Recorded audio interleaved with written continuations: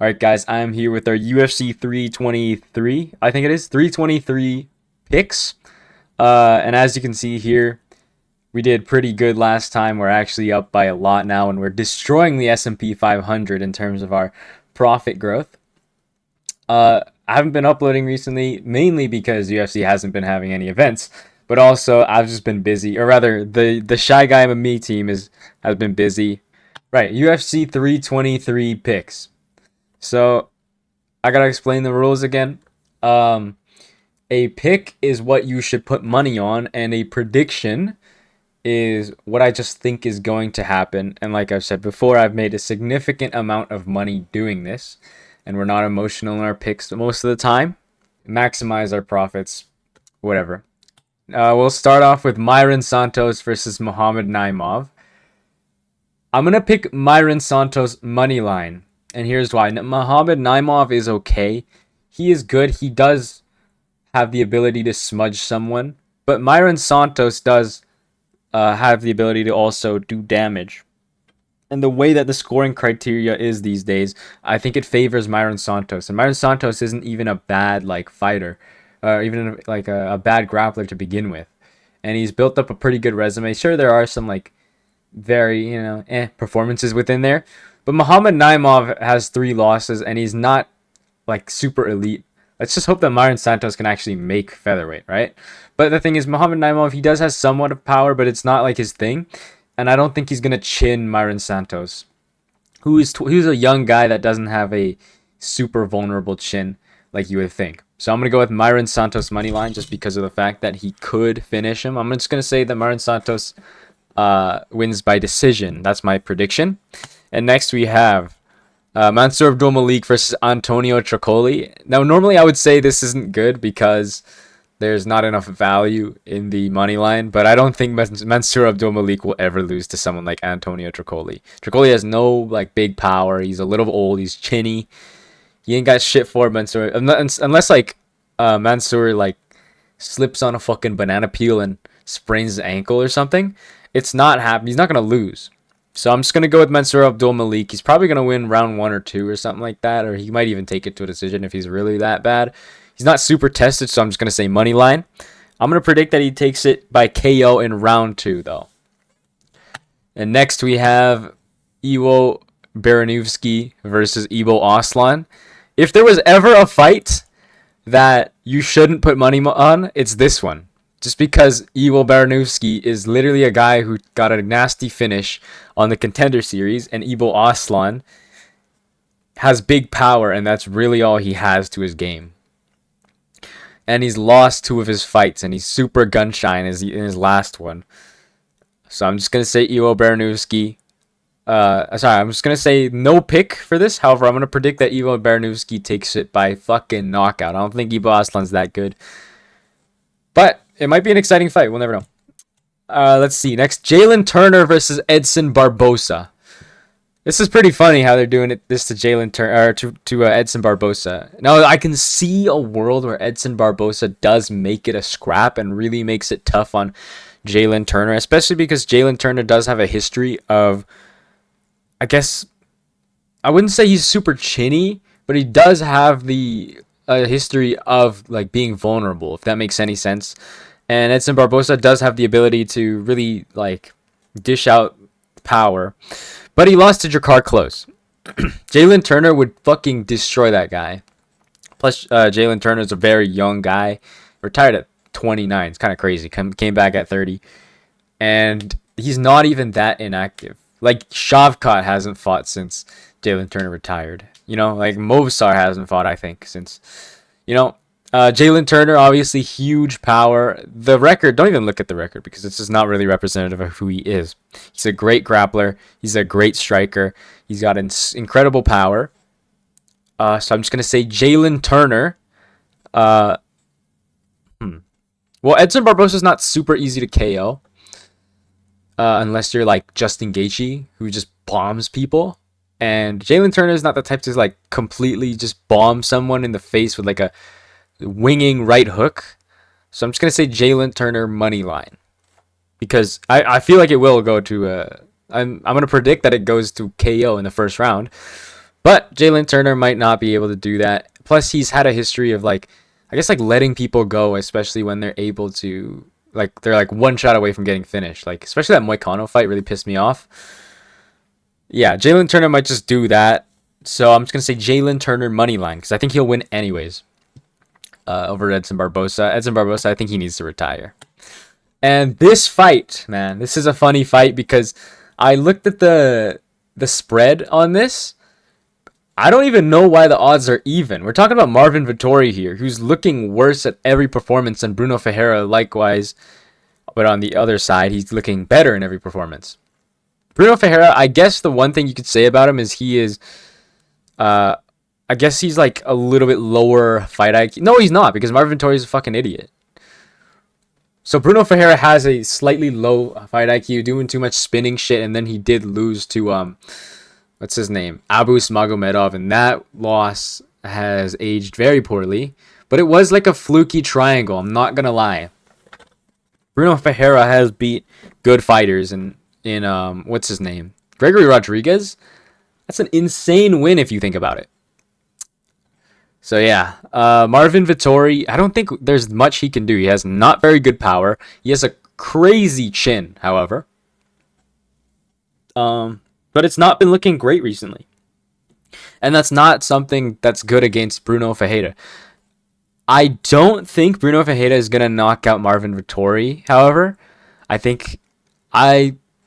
know that a lot of people are going to talk about the fact that Marvin Vettori's been looking worse every fight. You know, he's been getting rocked, he's been getting dropped, and he's been getting like taking a lot of damage, especially on the face in every fight. But I don't think Marvin Vettori is going to actually get chinned this fight. But I don't think I want to risk it though, because Marvin Vettori has been looking worse and worse in every fight. And he's 32, don't look at that. His prime was when he was in his mid-20s. Marvin Vettori, definitely, I don't think he's going to win this fight. So I'm just going to say Bruno Ferreira money line. And I'm just going to say this. I'm so confident in this pick and the fact that it's actually so skewed, like the betting line. Put down 2 bets for Bruno Ferreira money line. Double that up. Because Bruno Ferreira is definitely going to win this. But yeah. Marvin Vettori, I'm sorry, bro. You might even get KO'd. I'm going to predict that Marvin Vettori does survive. I'm going to say that Bruno Ferreira, unanimous decision, or even a submission. But Marvin Vettori is kind of like a brick wall in terms of takedown defense. So, yeah, Bruno Ferreira, unanimous decision. And next we have Fares Ziam versus Nazim Sadikov. This is a fun fight. The Shy Guy MMA team was flipping and flopping around about this fight because it's not super duper easy to pick. Nazim Sadikov, obviously very good. He's got a very good record, especially, and he's built up a good record of like actual good fighters. Fares Ziam, same thing, but he does have 4 losses, and those losses weren't great. I would like to say no pick, but I'm just like the value so much in Fares Ziam. I think I'm going to go with Fares Ziam. I do like Nazim Sadikov. He's really fun to watch. He's got insane boxing. He's got good defense, especially in the fight with Nicolas Mota. But at the same time, Nazim Sadikov, it's like he never really dominates anyone. Like, he does have trouble in fights even when he wins. Terrence McKinney, right? And Nicolas Mota. It's just like Fares Ziam, he does steamroll people. He steamrolled like Matt Frevola, and not in the way that Matt Frevola fought last time. I'm talking about there was nothing that Matt Frevola had for Fares Ziam, and then he just had to land that like knee that he got. So I'm just like Fares Ziam, he's just a taller guy and he's got better range, and Nazim Sadikov, he's gonna have to make an effort, especially more than Fares Ziam, to put in the damage and push the pace. Fares Ziam has so many more like especially on the feet, he has just so many more like weapons. He's got elbows, he's got knees, he's got jabs, he's got straight shots, he's got everything. Nazim Sadikov really has to rely on getting on the inside pocket and throwing hooks, and it's not going to be a wrestling battle, I don't think. And even still, I think Fares Ziam ekes it out a little bit. Maybe Nazim Sadikov's a little better just by that last name, but I think it's even regardless. on the ground. So I'm just going to say Fares money line. I'm going to predict that Fares wins by decision, however. And next we have Macy Barber versus Karine Silva. I'm not going to watch this fight, unfortunately. I haven't, not enough studying for this fight. So let's predict. So no pick, but we predict Macy Barber by decision over Karine Silva. Next we have Terrence McKinney versus not Tim Duncan. Sorry, I was watching a fucking edit. Chris Duncan. I'm gonna go. It's like, I think like Terrence McKinney is good, and it's just like hard to say like to put money on someone like Terrence McKinney. But it's such a 50-50 fight that I think it is actually worth putting money on Terrence McKinney, especially because he's uh like, what do you call it? He's the underdog. So I'm just gonna say Terrence McKinney wins it. I don't think there's value in saying he's gonna win it in the first round because he might not win in the first round or second round. Chris Duncan, he just doesn't have like the one-shot kill power like the people taking out Terrence McKinney. And Terrence McKinney does. Terrence McKinney is such a entertainingly like powerful fighter with not very good durability. Of course, Chris Duncan has good durability, but it's Terrence McKinney we're talking about, who can crack anyone he wants. Pause. But unpause, because Terrence McKinney, I think, does win this fight. Chris Duncan just doesn't. He kind of builds and fights. And maybe Terrence McKinney, if it goes to the third round, then Chris Duncan might be able to get the finish on Terrence McKinney, especially because McKinney does have a questionable gas tank, right? But I wasn't super impressed by the last fight of Chris Duncan, where he was it was a pretty crazy war with Raumbetsky, and Raumbetsky is not super duper large. He's a big guy in the lightweight, but he's not like tall and lanky in the same way that Terrence McKinney is. Of course, he's black, so his reach is going to be significantly longer, especially when they're the same height. I think Terrence McKinney is just so dangerous. He's got so many tools to hurt Chris Duncan, and Chris Duncan doesn't have very much. He's got rangy tools, but to who? Raumbetsky. Not to Terrence McKinney. And I think that's the best part about Chris Duncan's game. So I'm just going to say Terrence McKinney money line. And we're going to be shitting ourselves watching this fight. But let's just hope that Terrence McKinney pulls it through. Fun fight, though. Fun fight. And I'm going to pick that Terrence McKinney wins money line. And I'm going to predict Terrence McKinney takes it by knockout in the first fucking round. Fun fight. Next we have Grant Dawson versus Manuel Torres. I'm going to go with Grant Dawson by decision. I might contradict myself like I said last time with the fact that Grant Dawson, or rather like the UFC doesn't really reward smudge wrestling anymore, but I think Grant Dawson is actually aware of that. He's not that stupid, right? He has okay ground and pound, and Manuel Torres has nothing for him on the ground. I think that Diego Ferreira is a pretty similar fight, right, to Manuel Torres. Maybe a little harder, but Grant Dawson kind of ran through him. There were moments that were a little bit fishy, but Grant Dawson was able to pull through and make it look pretty dominant. Grant Dawson doesn't look great on the feet, and that's why he did get fucking nuked by Bobby Green. But I think we can look past that now, especially in this stage of his career where he's actually good. And Bobby Green does have good boxing and really good striking, and he has solid power. I think it's pretty easy to say that Manuel Torres doesn't have the same technicality as Bobby Green. And I think that Grant Dawson is going to be able to take him down and just fuck him for like the whole, like every round. You know what I'm saying? So I'm going to say Grant Dawson by decision. That's my pick and my prediction. Grant Dawson, I don't think he's going to get a submission. Plus Manuel Torres, I think he does have a few submissions in his career. I think he does have a significant enough, what do you call it? Like submission defense. But I think it's going to be a fun fight, unless Grant Dawson really fucks him, which we'll be happy about either way. Jan Blachowicz versus Bogdan Guskov. We're moving on to the main card. I'm going to go with Jan Blachowicz. Money line. I'm sorry, but Bogdan Guskov is not good. Jan Blachowicz Ginormous fighter, first of all. He's almost a heavyweight. I mean, he would be. He didn't cut weight, but I mean, look at his reach, too. Bogdan Guskov doesn't have much for Jan Blachowicz. I'm saying this because Bogdan Guskov, he has power, but Jan Blachowicz has a crazy chin.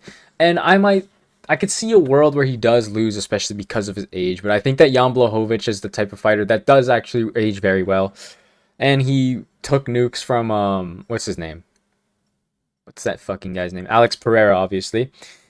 And he was able to, you know, take a really insanely close, even robbery, if whoever you ask, decision against Carlos Ulberg, who fucking sparked the shit out of Dominic Reyes. And even Dominic Reyes, now that I think of it, Jan Blachowicz beat. So I'm going to say that Jan Blachowicz beats Bogdan Guskov. Bogdan Guskov, he doesn't have good grappling we saw in the Elikana fight. Jan Blachowicz has solid grappling, good enough to actually hold this fucker down. And plus, he's got crazy, crazy leg kicks, which Bogdan Guskov is a boxer, and I don't think he'll be able to do much against. I think that Jan Blachowicz has the durability enough to like really start just not teeing off on this guy, but really start picking him apart at range. Whereas Bogdan Guskov might have to get inside and box. So I'm going to say Jan Blachowicz by... I'm going to say Jan Blachowicz money line. And I'm going to predict that Jan Blachowicz wins this by 29-28 decision. I'll be very surprised if Bogdan Guskov wins, because I don't think Jan Blachowicz is going to get chinned at this stage of his career. Henry Cejudo versus Peyton Talbot. Peyton Talbot. Now, this is a point where I'm going to have to make an emotional decision.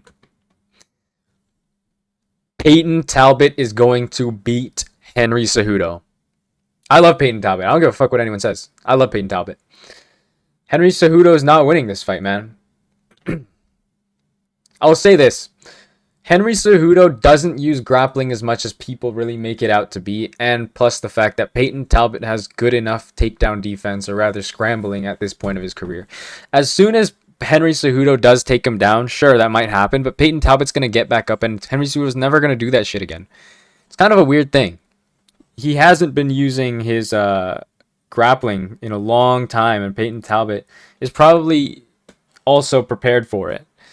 And I don't think Henry Cejudo is going to win in the striking. I think Peyton Talbot's way too composed of a fighter to really let him like explode as he does. And Henry Cejudo is getting old, and Peyton Talbot's obviously a young guy. He's definitely going to be very smart about this. That's the thing about Peyton Talbot. He's got like pretty high fight IQ. Henry Cejudo, honestly, not very high, as good as he is, rather was. But there's nothing really else to say. I don't think he's going to get chinned, Henry Cejudo, but because he's got such a great chin, but I think that Peyton Talbot's really going to put on the damage. Really going to damage this fucking guy and picking up... Fuck! Peyton Talbot is going to pick him apart. Fucking alliteration. But yeah. I'm going to say Peyton Talbot money line. I'm going to predict that Peyton Talbot wins this by unanimous decision. Yeah, fuck you, Henry Cejudo. You're not winning this fight. Let's go Peyton Talbot. That's my fucking guy. Next fight. Another emotional pick, but I'm sorry, Brendan Moreno. We are saying Tatsuro Taira is going to win. Tatsuro Taira, obviously the Japanese prospect. Our fucking guy. Our fucking people. Right? Tatsuro Taira, and I actually genuinely think he's going to win. First of all, Tatsuro Taira went to a closer decision against Brandon Royval. Against, rather Moreno. Moreno couldn't beat Royval. Tatsuro Taira took it to a split decision, and you could argue that was going to be a unanimous decision, but, it was still a close fight. It was a war, man. Tatsuro Taira is so good at jiu-jitsu. He's so good at grappling offensively. And I don't think that Brandon Moreno has got the defensive grappling to do anything about Tatsuro Taira. I think that Brandon Moreno has good boxing. But if you know ball, Tatsuro Taira has been practicing and has been training his striking ever since that Royval fight and even since the Hernandez fight. And the thing I see in Tatsuro Taira is he has a nasty 1-2. And his power, his natural power at flyweight is kind of insane. Obviously, he's not the best striker, but he's got such natural power, man. He drops Hyun-Sung Park, right? Dropped, what's his name? Carlos Hernandez. You can't really drop Brandon Royval, but I think he'll be able to drop Brandon Moreno, or at least make him respect the power. Because Tatsuro Taira is a powerful fighter at flyweight. He's got really quick, straight shots. Brandon Moreno's got good striking defense. But Tatsuro Taira is definitely a more dominant grappler. He'll be able to take him down, I think. And he's going to be able to get on his back because he's so good at that. He's just backpacking the whole time. And he's so good at backpacking in any position. Standing, on the ground, whatever. And he'll be able to dig in like chokes and whatnot. Dig in the hooks. I think that Brandon Moreno, it's getting to a point in his career where it's like you might have to sit outside of the title picture because it's tough for him to see to win a fight, especially in the jiu-jitsu, right? Against Figueiredo and it's Pantoja, obviously, right? These are guys that are very good at jiu-jitsu, but I don't think they have the absolute dominance that Tatsuro Taira possesses in terms of the jiu-jitsu. And I can see Brandon Moreno boxing Tatsuro Taira's head off if he doesn't show improved striking. But I do trust Tatsuro Taira in the sense that he is better at striking now. He'll be able to, defend shots and really slip on the inside, time takedowns. And one thing that I don't see people talking about is Tatsuro Taira has a nasty chin, man. He's a crazy chin. I've never seen this guy dropped, and he always walks forward. Especially in the Royval fight. He really put the pace on Royval, who's the guy who always puts on the pace. And it was a close fight, and Tatsuro Taira has very good cardio. I don't see Tatsuro Taira losing, getting out of breath and gassing out in the third round. It's a 3-round fight, obviously. Brandon Moreno has so much 5-round experience that he's not going to gas out either. So it's not going to be a battle of cardio. It's not going to be a battle of it's going to be a battle of like who puts on the higher pace and who really is able to get the dominant positions on the feet and on the ground. And I think that Tatsuro Taira is able to do that. So let's see Tatsuro Taira. I think he's going to get a title shot next, and I'm so fucking happy because he's our next champion. Mark my fucking words. And next we have Joshua Van versus Alexandre Pantoja.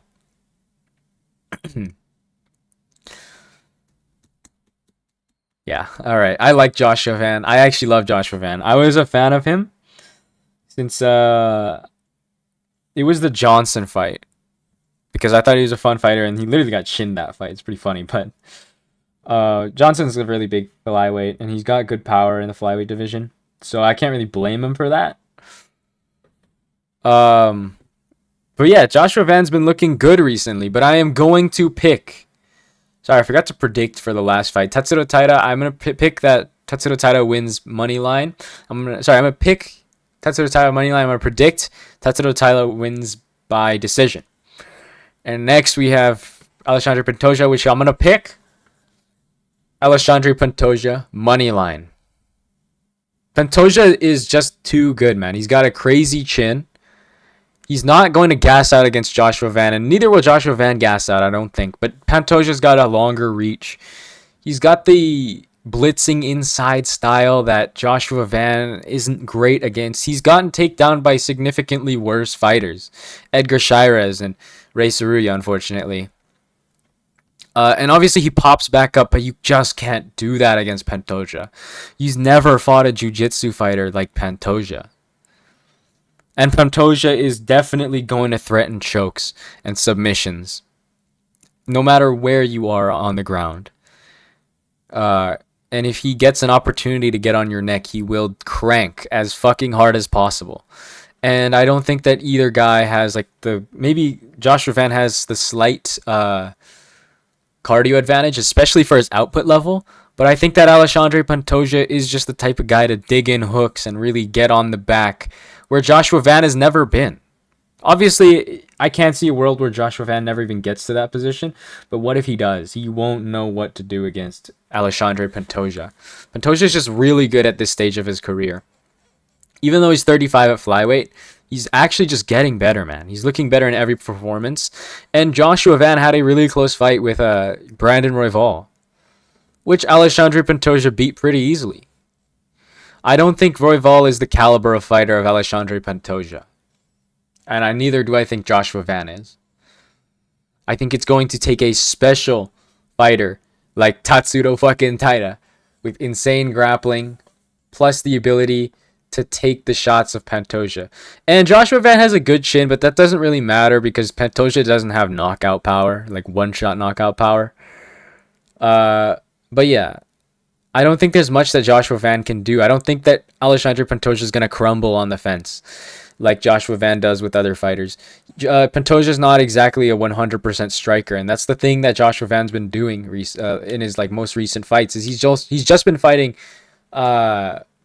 strikers, and obviously he's gonna win in a boxing battle. And he has been fighting grapplers, yes, but not at the level of Alexandre Pantoja. And Pantoja's not even a full grappler. He's kind of a both, like striker and grappler. But Pantoja's so dominant. The Kai Kara France fight, there's nothing that he could have done. And I think we're going to see a pretty similar outcome in terms of dominance. So I'm just going to say Alexandre Pantoja money line. I am going to predict that Alexandre Pantoja wins this by submission. I don't think Joshua Van has great jiu-jitsu. I haven't seen much, but his defensive wrestling is okay. But I don't think it's going to do too much to Alexandre Pantoja, especially in the later rounds where Pantoja is really going to feel the rhythm.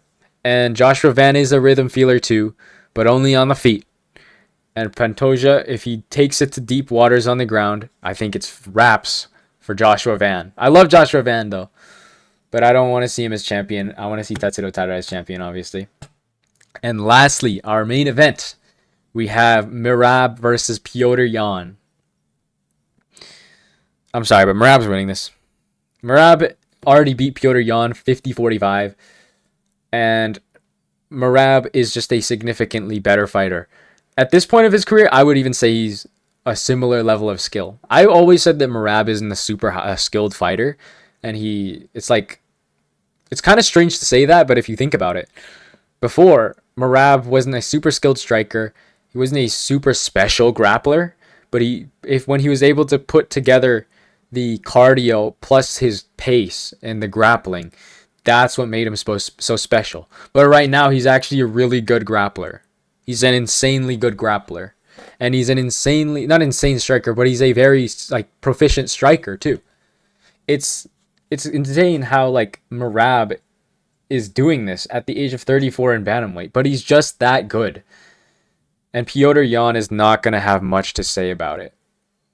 Merab is just going to put the fucking pace. And Petr Yan, the one way you can beat Merab is by chinning him in the early rounds. That's not happening. That's not happening. Petr Yan doesn't have the one-shot knockout power like you'd think like a O'Malley would.